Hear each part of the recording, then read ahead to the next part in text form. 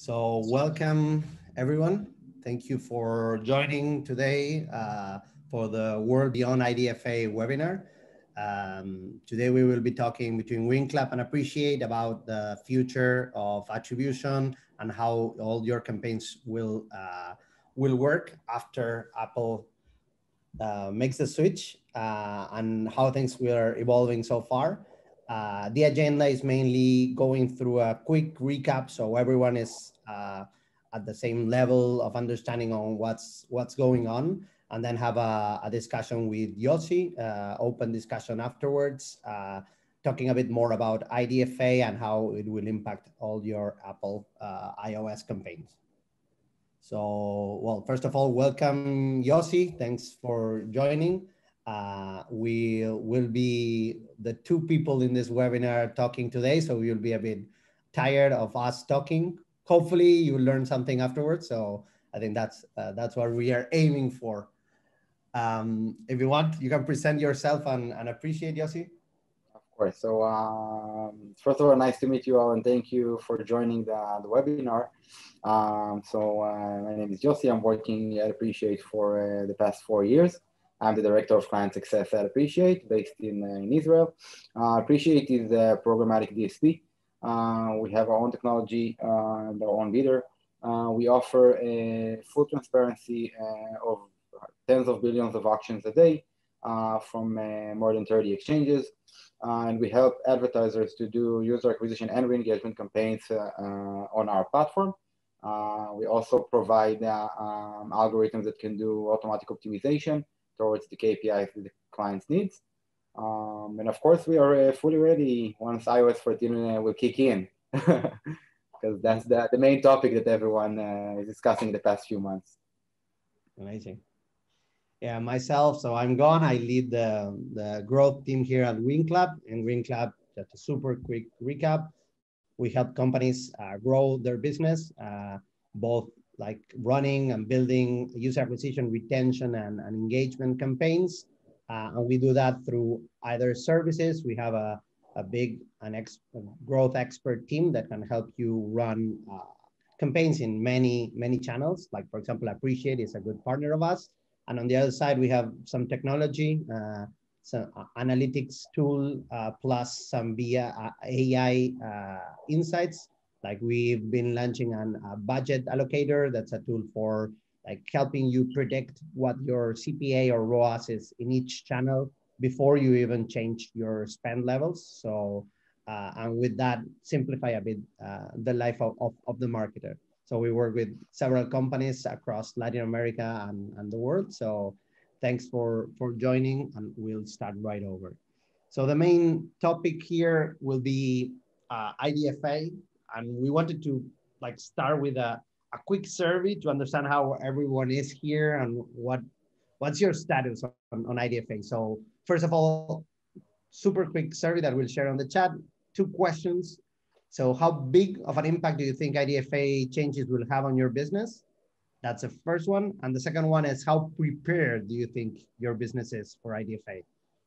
We will share the results, super anonymous, like just to understand how a group of 40-something people from the industry is thinking and feeling about this after several months that it has been announced. So if you want to fill it out, we'll share the link in the chat. I think we already did. And you can enter tinyurl.com/IDFA-survey. It's just a super quick survey that you can fill out, and we'll review the results afterwards. So just to do a quick intro on what has happened so far. So it was like not more than 5 months ago. About 5 months ago on June 22nd, when Apple kind of surprised or not surprised, depending on who you talk with, everyone with the ATT introduction. Like ATT is when like IDFA would only be shared when the user accepts to be tracked with IDFA. So IDFA, we all know it's a unique device ID that can be used cross apps to do whatever you want and can be shared. So now the user has the ability to say per app if they want to share that or not. And it challenged a bit our current attribution model, since for attribution to work, you need both the, like if you're running a programmatic campaign, for example, you need the app where the ad is showing, plus your own app, both the user accepting to share the IDFA for the conventional attribution via device ID to work. Luckily for us, on September 3rd, Apple said that it will delay this launch until the beginning of 2021. But in September 16, iOS 14 launched, and as you can see below, it increased a bit. Like if you see the change from August to October in the number of iOS devices with IDFA zeroed, or with what we call LAT on traffic that cannot be identified, is growing. It's not 100%, but it's already in 34, 35%, and slowly growing until our expectation will be on early 2021. We still don't know exactly when, but when Apple does that update and does the switch, we'll probably get to around 80 to 90% LAT on traffic. So probably like our current attribution models won't work as they are intended. So what did Apple do for this? They didn't launch, it was used before, but it updated the SKAdnetwork. That's it could be even kind of a replacement on attribution, where kind of Apple takes care of attribution. I won't get into all the technical details, but I didn't mention it before. But if you have any question about anything that we are talking or discussing afterwards, there's a question and answer button. Drop your question there, and we'll be happy to answer it at the end of the talk. But as I was saying, Apple is launching this. So with iOS 14, we were able to test the version 2.0 for the first time. It's a bit limited in some ways, and some of the limitations that the SKAdnetwork has is that it shows aggregated data, so you won't be able to identify a user that's installing your app and see what is doing like through time. It's very limited what Apple shares about the installs that are arriving. Like SKAdnetwork doesn't support VTA, so it will only be click-through attribution. That's another, I think, big challenge. The third one is on the post-back timing. So once an install is made, Apple takes a random time between 0 and 24 hours to share that post-back of that install. And if you're using kind of conversion value, it's another event that you can trigger. It will even delay a bit more. We will talk about more about that later. It will also be a bit limited in post-install activity. It's what I was mentioning before, that you have a window of 24 hours to update this conversion value. If there's no update, Apple will send the postback of the install plus the conversion value. So time is really limited on the length on post-install activity that the media can get. And finally, deferred deep linking is not supported in this solution. So if you're relying on deferred deep linking, if you have, I don't know, e-commerce or anything related to products or services that after installing, you want them to go directly to a specific part of your app, this won't be possible. Nevertheless, having said all of this, MMPs continue offering a way of keeping the old in a way, and keeping the attribution per install, and being able, you won't, with a bit more limitations on identifying a specific device, but what we are used to doing will continue with some probabilistic matching or fingerprinting. So overall, that was the short we're at. I will update these results. So we got 14 answers, and thanks everyone for answering. From a scale to 1 to 5, I think the average, it's interesting, right? We are seeing a 4 in terms of impact. So everyone knows they will have a big change on the on your business, but we're not so prepared. So a 2.6 out of 5. So I think this webinar will come in handy, right? Exactly. I think that it's I think it's exactly what I expected. I expected even a bigger gap between them. I expected for the first question. I don't understand how people didn't place 5, like for the how impact the IDFA will have, because honestly it will be like the biggest impact ever. And I guess that most businesses are still not prepared. That definitely makes sense because of first of all, because of the delay by Apple, and from a lot of other reasons, where a lot of unknowns yet to come. So that's the main problem. So perhaps now we can start our debate and light some and put some light into those questions and things that are still not so clear. So hopefully we can start there. And my first question to you, Yossi, is, so knowing that you run like programmatic campaigns, what do you think will be the difference between working with SKAdnetwork and what we just mentioned about the MMPs, like probabilistic or fingerprinting attribution? So first of all, I think that the main difference, let's discuss about the difference between them. So let's start with the MMP. Like you said, the MMP are going to work with the probabilistic modeling, and which basically is fingerprinting. Regarding that, currently the MMPs are already working with that, because obviously we do have LAT traffic. It's not something new, but it's going to increase. So the MMPs are reporting immediately about the installs with the postbacks. I think that after all the MMPs, all of them had some change. At least the biggest one had some thoughts about how they're going to do the attribution and what is their best approach of changing that. Eventually, I think that all of them came to a point where they're going to keep everything the same regarding the fingerprinting. So they're going to attribute it in real time. They're going to attach it to the click ID. And it means that we'll still be able to do the measurements according to what we're doing today, but only on LAT traffic, of course. And like you said, working with SKAdnetwork, with SKAdnetwork is definitely a difference between the way that Apple is going to attribute the installs. So you mentioned the lack of VTA, virtual attribution won't be available through Apple. And also the click window. If you have, on most MMPs, you have the ability to set the click window the way that you want. So on Apple, you won't have the ability to do that. Also, you mentioned, of course, the delay with the installs that will come from Apple. And we also will touch about the supported exchanges. Not all exchanges are going to support Apple's new attribution. And it's kind of getting us to a point where there's going to be a difference between the installs coming from the MMP to the ones that are coming from Apple directly.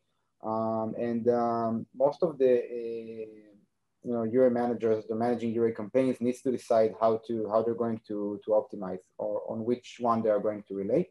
If they're going to still optimize according to the MMP, or they're going to change it and optimize towards Apple attribution. And it's also important when we discuss about post-install events, of course, and how they want to measure it. If a lot of advertisers are now optimizing towards ROAS, return of ad spend, that won't be available from Apple because Apple won't share the revenue for each event. So that's, of course, a whole different attribution method that the client needs to take into consideration once they're opening a campaign. I think the most important thing, at least at the beginning, is understanding what are the installs that are coming from the MMP and compare those to the installs that are coming from Apple, and have the ability to measure both of them, at least on the campaign level, and if it's possible, further down on a publisher level, that's even better. So your recommendation would be even now, start measuring as soon as you can, both on SKAdnetwork and with the MMP probabilistic attribution, and compare and see where there is what the results discrepancy or difference is, So do you think this will be big, and why do you think this could be a big discrepancy between both methods? Yeah, so first of all, if we're discussing now, for everyone that will start now, of course, there's going to be a difference. We still don't know exactly what will be the difference. And mainly, I think the reason is that not all publishers are supporting that at the moment. Not all publishers are supporting the change of Apple, and supporting the updated their SDK to deliver the install. So I think that that's the main reason for discrepancy. But even after that, the main reasons that we just said, like the view to attribution, will definitely be an impact for a lot of advertisers, and also the click window. I think the delay part will be less of a interfere, because eventually, the installs will come from Apple. So if most advertisers in the beginning at least will rely on CPI only and won't hold the install towards a post-install event, then of course we should see some more accurate numbers between the two. Perfect. And you mentioned that not all exchanges are kind of updated already or are using SKAdnetwork. Do you have any insights from the industry on perhaps exchanges already? What percentage of the exchanges already kind of adopted SKAdnetwork? And also on the publisher side, like, do you have any reference for those two? Yeah, so actually it's really funny because I think it's also related to the questions we asked in the beginning, the difference between how it's going to impact and the difference of how you think you're prepared. So if we'll talk about the exchanges, most of the exchanges already adopted that, and most of the exchanges already released an updated SDK that is supporting the installs that are coming from Apple. We're talking about 90% of the exchanges that already updated that. Talking about, of course, performance exchanges, which is the most important thing for them. There are some exchanges that are working more towards branding that said already they're not going to support that. It's not part of their business. I'm not sure if that will stick, but we'll see, like when iOS 14 will be released completely and the deprecation of IDFA, maybe it will cause them to change their mind. But yeah, on the exchange side, it's around 90%. Now, when talking about the publisher side, they're very not in a hurry, let's say, of adopting that. So we do see, and this is from the last 7 days, we do see an average of between 20 to 25% of the traffic when checking, like, from the biggest exchanges that are already supporting that. We see around 20 to 25%. I can say that, a month ago, it was even less than 15. So you do see gradually adoption of that, of publishers that are updating their SDK. But it seems that, again, they're not really focused on that at the moment. And I guess that most of it is because, when publishers probably needs a lot of development to update all their SDKs. They have a lot of SDKs on their app. And I do think that once Apple will release, of course, a specific date, we'll see a lot of traffic starting to be supported for SKAdnetwork conversions. But do you expect it to go to like the same value as the exchange side, like go to 90%, like a widespread solution, or what are your at least feelings or thoughts on that? Yes, definitely. I think that will be, eventually it should be the same. Eventually it should be 100%. But yeah, I don't see any publisher that won't do that eventually. It just depends on, how much Apple will push for that. And I think that, again, once they'll have an accurate date that from this point moving forward, they have to update their SDK into supporting the SKAd conversions. All of them will do that. Otherwise, performance campaigns or performance clients won't buy this traffic because they won't be able to get attributed for that. So eventually it's their interest, just that it's not there at the moment. Perfect.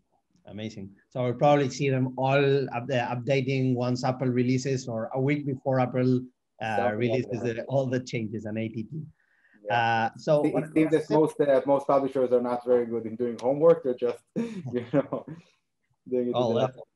Yeah, we hope everything will get sorted. But now, if you're seeing 25 and like increasing like every 2 weeks, 10% every 2 weeks, I think we'll get a December and January with a like closer to 50% number. So it will be representative already, and we'll be able to see, like, start comparing perhaps results from SKAdnetwork from the MMPs with a more like logical number.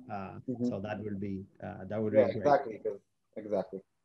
So changing a bit the subject, talking a bit about transparency. Like how do you think the IDFA deprecation in a way is going to affect transparency? So it's going to affect it, definitely. I mean, and how can we overcome it then?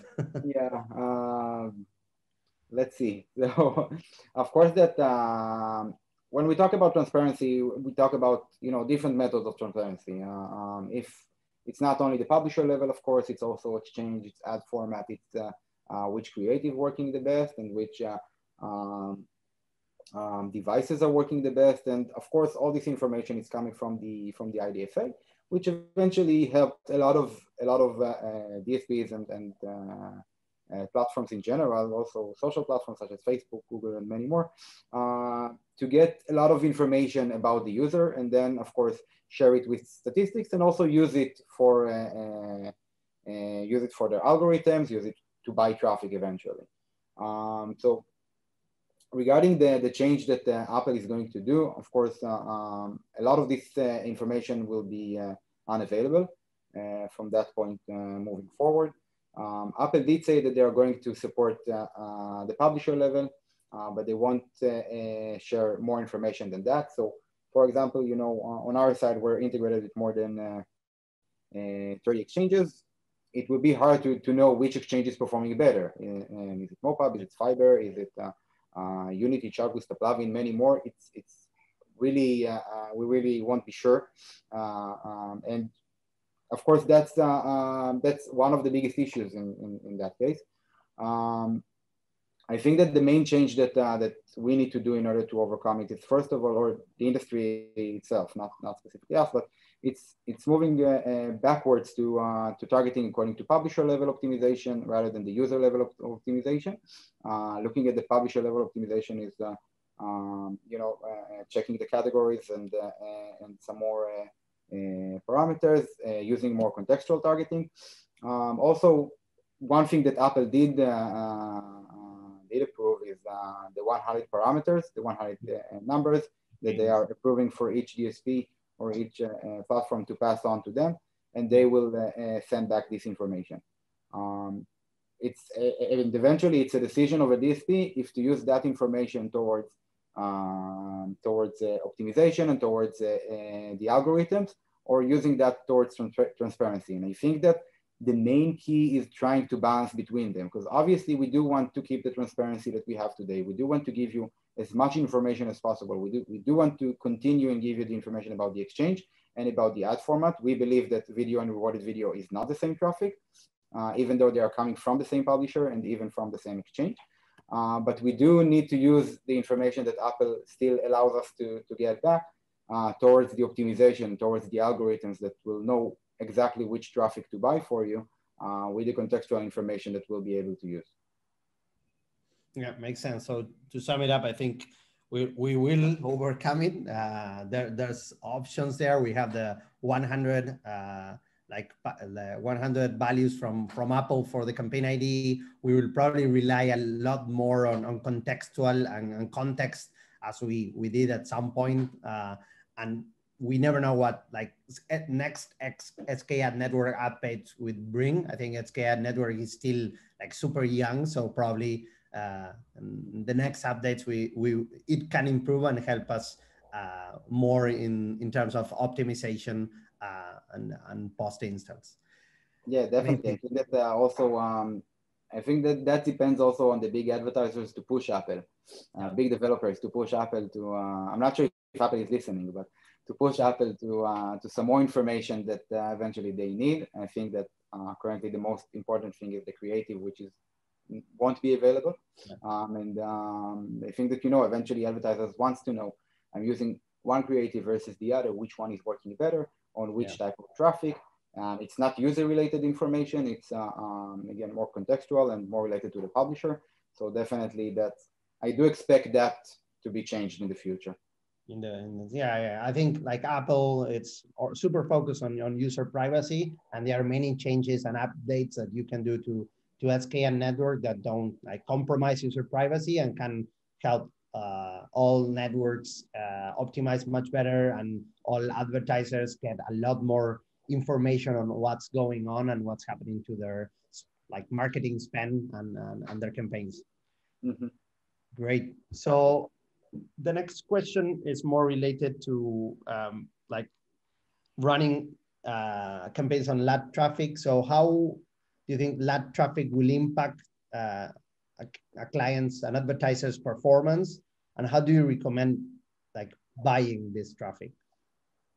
So yeah, of course, we already said that LAT traffic is going to increase significantly. I mean, like you showed in the beginning, we discussed about 20% in the beginning of the year. We do see it gradually increasing, and we do expect that, you know, once the IDFA will be deprecated, we'll probably reach to around 90% of the traffic. There's going to be with limited ad tracking. And exactly because of the reasons of both the user needs to agree to share their information, both on the publisher side and on the advertiser side. And honestly, we don't see, we don't think that a lot of users are going to do that. So 10% is like, I think the highest number someone can give here, and it probably be even lower than that. Also, we discussed with some publishers, and they said that some of them are not relying on ad revenue, and most of their ROI is coming from in-app purchases. They said that they're not even going to intrude the users with a pop-up, because Apple requires that pop-up to be shown to the user, and they're not going even to show it. So it means that 100% of their traffic is going to be LAT. And I think that a lot of publishers will get to that conclusion. I mean, eventually I want to show ads, I want to get revenue for showing those ads, but I don't want the user to leave the app because showing him an annoying pop-up. So more and more publishers, in my opinion, will just adopt that that take and won't show the pop-up to the users. And of course, it's going to impact the campaign's performance. We're already seeing that from now. So I think that first of all, it's important to understand that LAT traffic at the moment is much cheaper than IDFA traffic. You do need to differentiate between those. And it's mainly because the lack of data and the lack of information, and not be able to target that specific IDFA. So it means that advertisers can buy a lot more traffic on the same cost. I mean, they can buy a lot of more impressions with the same cost. But on the other hand, of course, the conversion rate is much lower. So it's not necessarily they will get much more conversions, but that's something they should take immediately into consideration. And again, I think that when you don't have the IDFA, you need to focus on more on the publisher level optimization rather than the user level optimization. Rely on contextual targeting. For example, if you're promoting a word game app, you need to look for traffic on other word apps. If you're looking, if you already have the information that on solitaire games, you mainly have women that are playing, and you're looking for that specific traffic, then this is the traffic that you should target.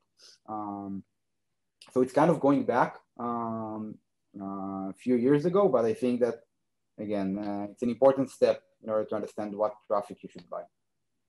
No, definitely makes total sense. So kind of to sum a bit of that up, so the LAT traffic, like right now, is, as you mentioned, much cheaper, but with all the limitations that we just mentioned.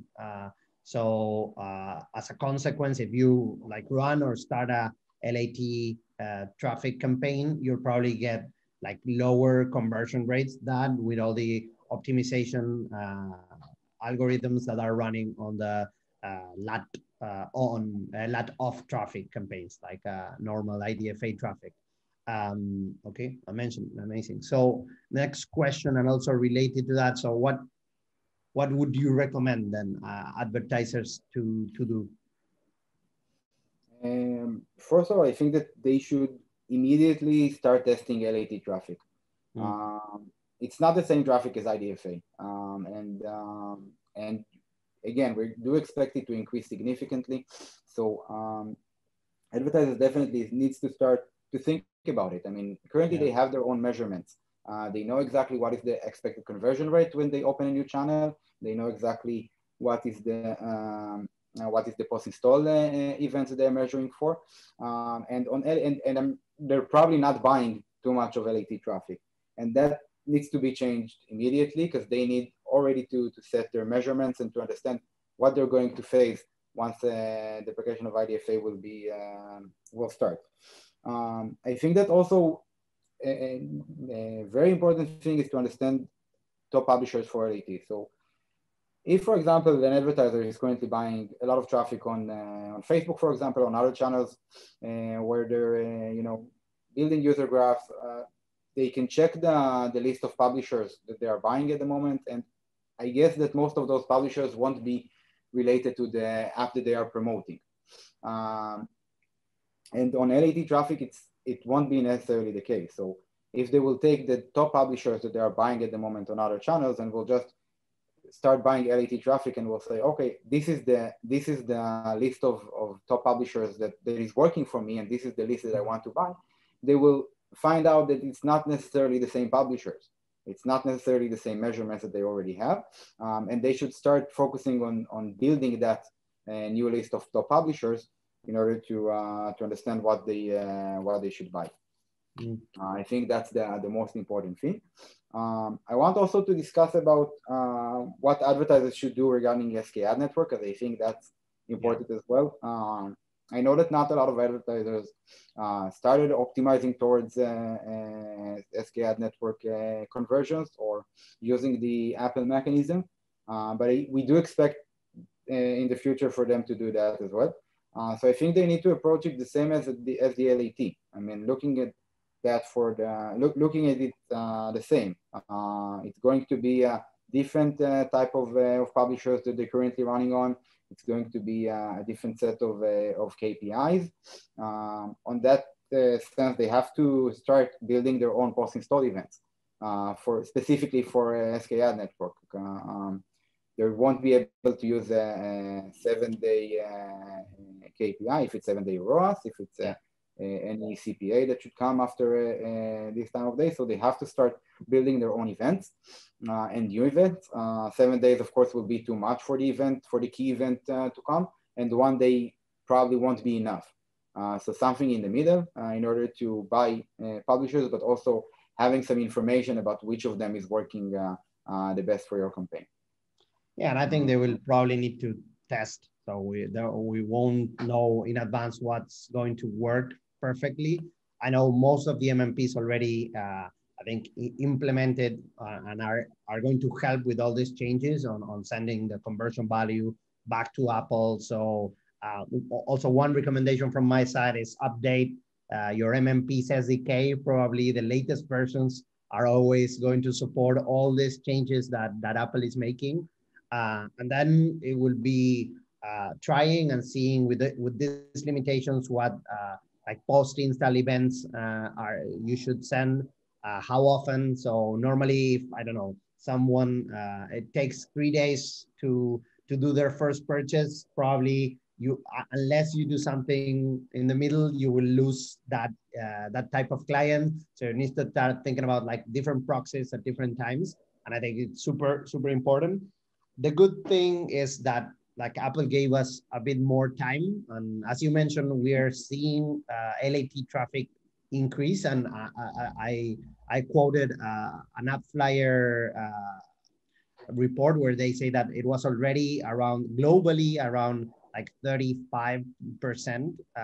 So it's been growing with the latest Apple updates been growing. I don't know if it's AppFlyer, I think, mentioned a bit about why with the latest update there were some changes and some traffic that's not sending the IDFA. So I think it's a good time to start. Like I'm going back to the the first thing we mentioned and we saw from the 14, 17 people that answer, still not prepared. Good thing is that you can try and you can test right now. And I think both Yossi and I recommend doing that, like start testing this traffic with both methods, start like getting ready for SKAdnetwork, start sending like conversion value, updating your SDK, and also with all the MMP's probabilistic matching and start running LAT traffic on all of your like programmatic campaigns. I think that's definitely something you should start doing right now. And perhaps one last thing or comment I'd like to add on preparing for LAT traffic, it's more internal, but we've seen that with a lot of our clients that sometimes in your internal reporting, clients on their internal reporting rely a lot on IDFA to understand like CPAs, ROAS, etc. And since that won't be available anymore, you still have IDFB. So start talking with your internal like BI teams to start doing that switch also. I think with that, you'll start getting a bit more covered. I don't know if you have any additional tips and getting that 2.5 more closer to 4. What do you think, Yossi? I think that I agree with everything that you said. Don't wait for the last minute, and don't wait to understand how LAT traffic will work on your for your specific campaign or for your specific app. It's important to understand all the measurements immediately or yesterday even. That's as you can see, I think that the graph that you shown in the beginning of the LAT traffic increasing from day to day, that's the most important thing. That's the future of all the traffic, and you should start measuring that immediately, and don't expect to have all the information from your IDFA campaigns and just matching them to the LAT traffic campaigns. It's not the same traffic. It won't work the same way, and you should be prepared as soon as you can. Amazing. So with that, I think we'll open it to questions. We have several questions already on the Q&A. If anyone else wants to ask something, like feel free. We have, I think, about 20 minutes or 15 minutes to answer all of your questions. And if we don't have the time, feel free to contact us offline. Happy to continue helping. So going to the first question here. Are you advising clients to follow any specific format of conversion value mapping? If you want, I can start, and yes. or do you want to start? Go ahead, Yossi. Yeah. Sure. So I think that you know, because advertisers are not going to have the option to actually measure the values. They should, of course, look at if for each event, if they had an event or didn't have an event, instead of like how many events we got, what was the value of that specific event, because that won't be shared. Again, it's when discussing about the SKAdnetwork. So the main way to look at it is if you had an event or you didn't have an event, and also not stretch it to too many days. I think that limiting to maximum 3 days, because otherwise we won't be able, or no platform will be able to properly optimize. It will take longer than that. Yeah. On my side, I will first ask, it's different, I think, between different target and objectives you have on the campaign. I think on CPA could be a bit simpler.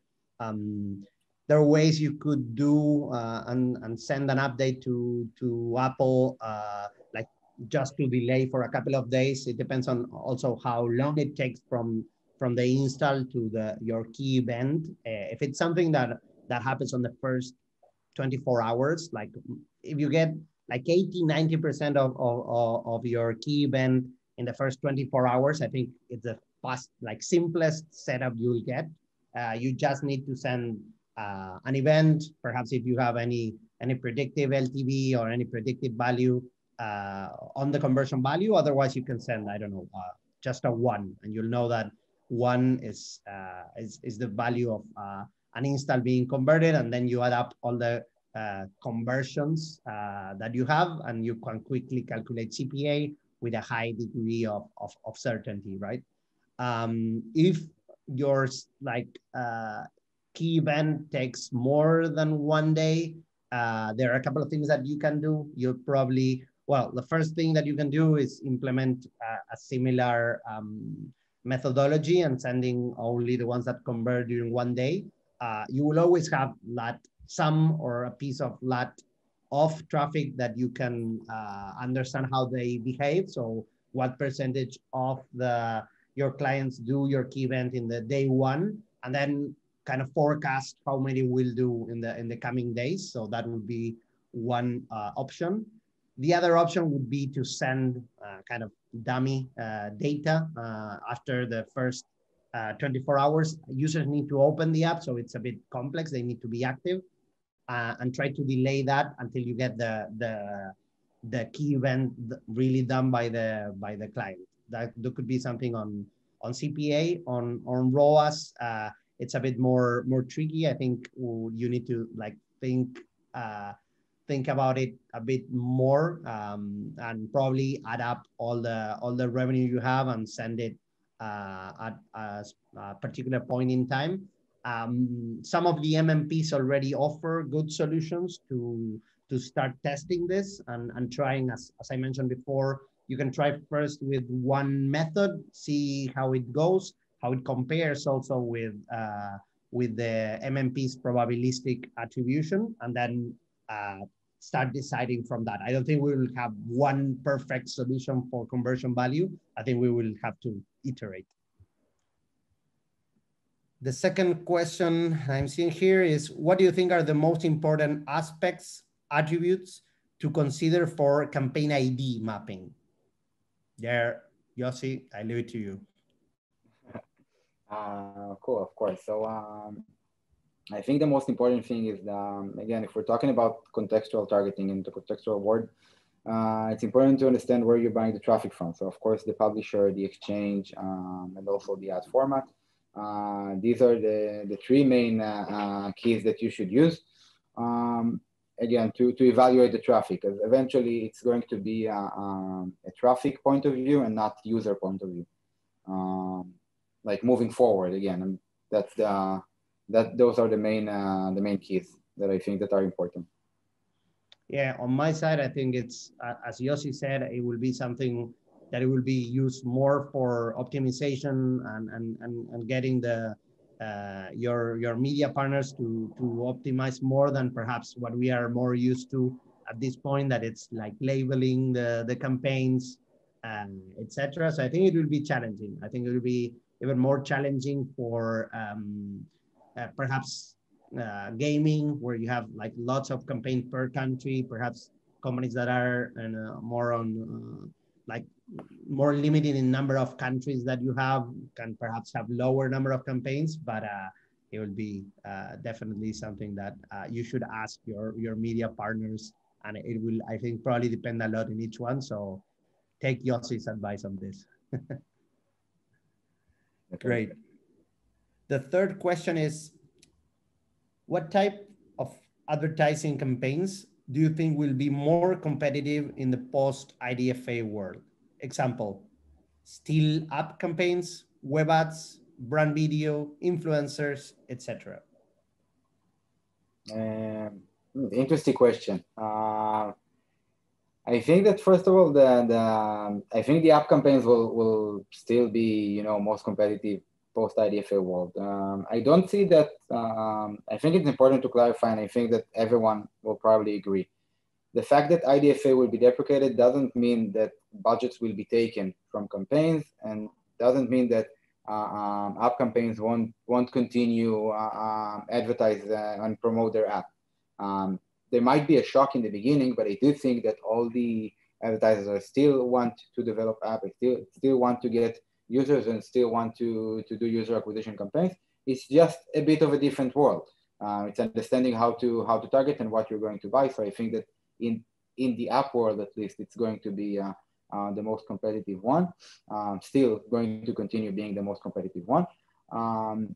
We might see the social guys. I mean, I know that, for example, Facebook might, as far as they said a few months ago, they probably won't do audience network unless they have IDFA. But on the feed side, they're still having their own data. And I think there might be allowing more and more app performance campaigns getting into the feed instead of running it mostly on the audience network and leaving the feed for the brand side. That might be more of a change on that aspect for the social. Amazing. Yeah, I have nothing to add there. So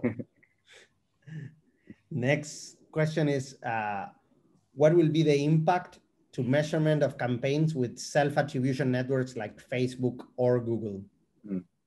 So I think we started also, we started also discussing about that.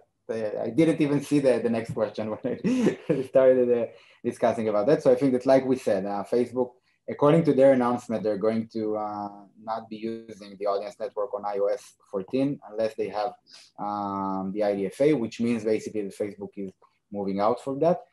I don't know if that's true or not. I mean, eventually it's Facebook, and Facebook can have an announcement on August, and Apple eventually delayed that decision. So we're not really sure if that will actually happen or not.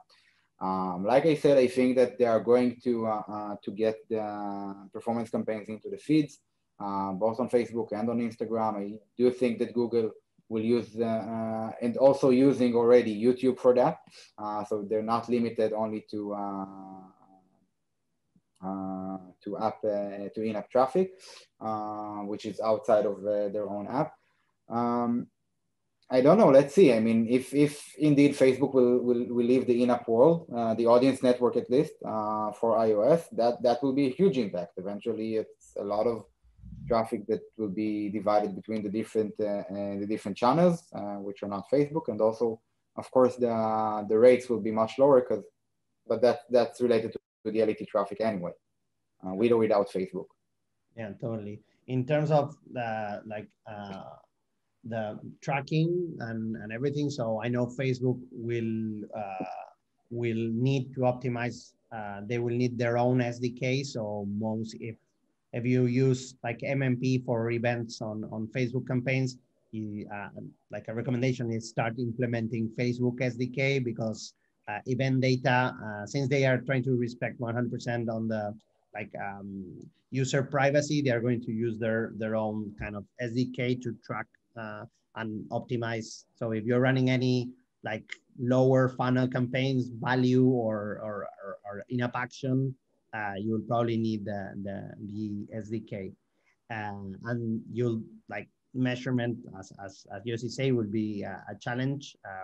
I think both Google and Facebook will implement SKAdnetwork, so we will have and see the results from SKAdnetwork.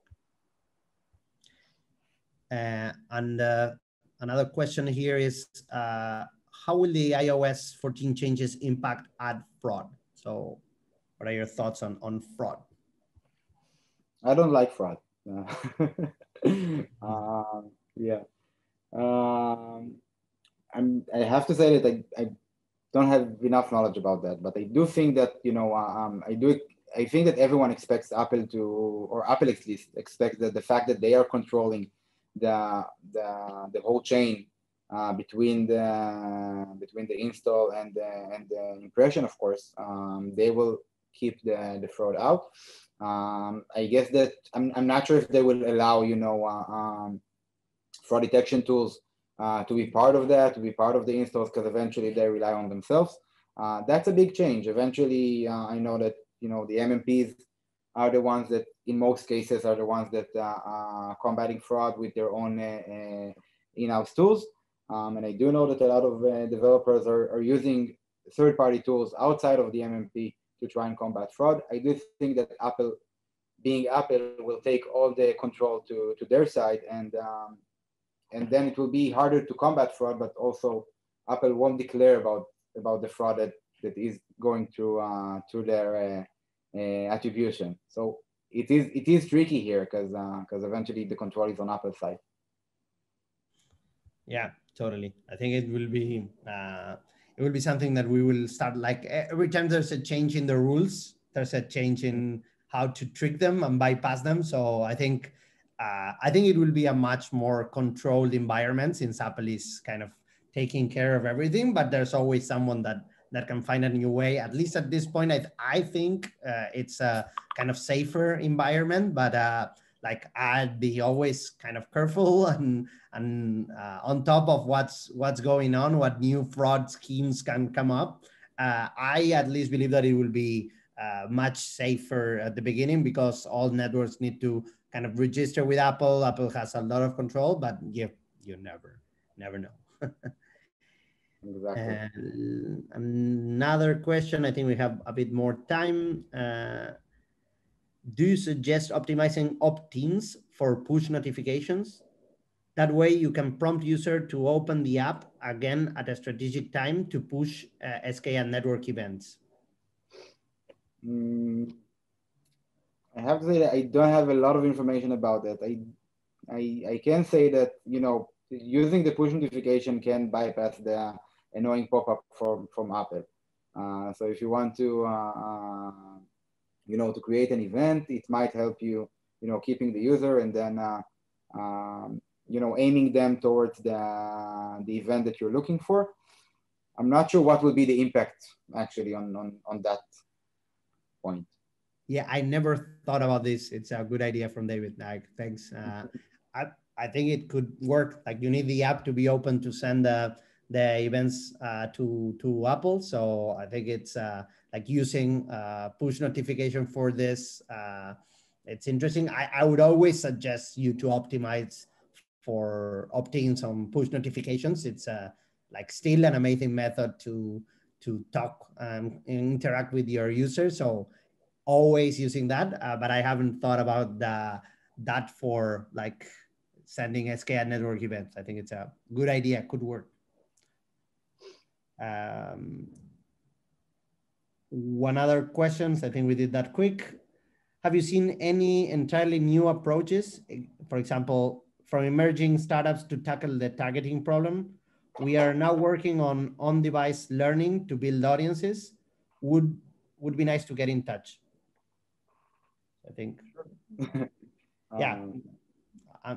Let's get in touch. But a question again: how to target the target? How to tackle the targeting problem?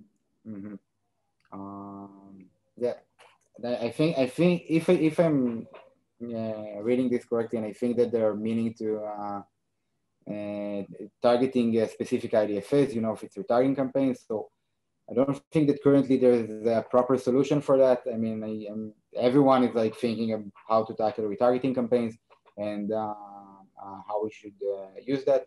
Currently, Apple didn't provide or offer any solution for that, and I think that everyone in the industry are thinking about it. Some say that they have better approach, but still I didn't see anything that is or I didn't hear about anything that is you know, ready and something that makes sense. The only thing that I think is closer to that is email targeting, which most I think channels don't have this information. So, yeah. But if I'm reading correctly, I mean, if that's what they meant. Yeah, feel free to like ask there or correct. But yeah, if we're talking about retargeting, it will definitely be a challenge. I've heard about some methods using more kind of incrementality between test and control group based on or more contextual targeting that could impact both installs plus re-engagement. So you'll see an overall impact on your app with some incrementality testing. But that's that kind of best solution I've heard so far. I think we're almost out of time. I know there are a couple more questions here, but feel free to like contact us. We'll send a follow-up with the recording and all of our contact details. So if you have any other questions that we can help you with, happy to answer. Thanks a lot for everyone for joining. Thank you, Yossi, Thank you, for Gonzalo. also joining. Yeah, amazing hour discussing hot topic like iOS 14 and IDFA changes. So thanks everyone a lot, and we'll keep you up to date for our next webinars. Of course. Thank you very much for everyone. Bye.